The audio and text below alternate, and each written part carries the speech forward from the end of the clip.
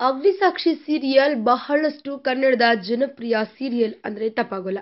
ಯಾಕಂದ್ರೆ ಈ ಸೀರಿಯಲ್ನಲ್ಲಿ ಪ್ರತಿಯೊಬ್ಬ ಪಾತ್ರಧಾರಿಯು ತನ್ನದೇ ಆದ ಗಮ್ಯಪೂರ್ವಕವಾದ ನಟನೆಯನ್ನ ಮಾಡ್ತಾರೆ.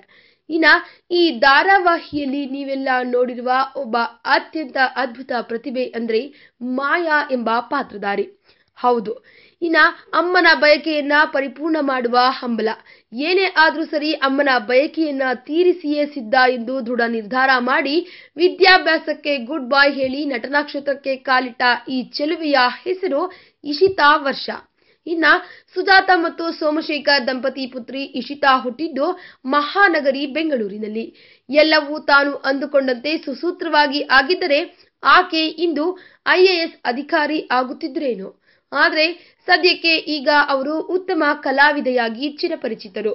ಕೃಷ್ಣ ರುಕ್ಮಿಣಿ ಧಾರಾವಾಹಿಯ ನಂದಿನಿ ಪಾತ್ರಧಾರಿಯಾಗಿ ಬಣ್ಣದ ಯಾನ ಆರಂಭಿಸಿದ ಇಶಿತಾಗೆ ಅದು ಆಕಸ್ಮಿಕವಾಗಿ ಬಂದ ಅವಕಾಶ.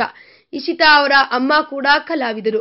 ಧಾರಾವಾಹಿ ನಿರ್ದೇಶಕರಾದ ರವಿ ಗರಣೆಯವರು ಧಾರಾವಾಹಿಯಲ್ಲಿ ನಟಿಸುವ ಆಫರ್ ನೀಡಿದಾಗ ಒಲ್ಲೆ ಎನ್ನದ ಸುಜಾತ ಮಗಳನ್ನ ಬಣ್ಣದ ಲೋಕಕ್ಕೆ ಪರಿಚಯಿಸಲು ಇದು ಒಳ್ಳೆಯ ಅವಕಾಶ ಎಂದುಕೊಂಡು ಮಗಳನ್ನು ಪ್ರೋತ್ಸಾಹಿಸಿದರು.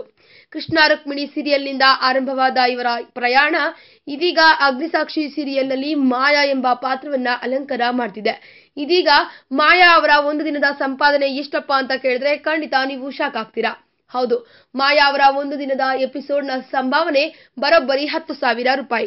ಈ ವಿಡಿಯೋ ಬಗ್ಗೆ ನಿಮ್ಮ ಅನಿಸಿಕೆ ಹಾಗೂ ಅಭಿಪ್ರಾಯಗಳನ್ನು ನಮ್ಮ ಕಮೆಂಟ್ ಬಾಕ್ಸ್ ನಲ್ಲಿ ತಿಳಿಸಿ. ಈ ವಿಡಿಯೋನ ಲೈಕ್ ಮಾಡಿ, ಶೇರ್ ಮಾಡಿ ಹಾಗೂ ಮತ್ತಷ್ಟು ಸ್ಯಾಂಡಲ್ವುಡ್ ಅಪ್ಡೇಟ್ಸ್ಗಾಗಿ ತಪ್ಪದೇ ನಮ್ಮ ಯೂಟ್ಯೂಬ್ ಚಾನೆಲ್ ಅನ್ನು ಸಬ್ಸ್ಕ್ರೈಬ್ ಮಾಡಿ.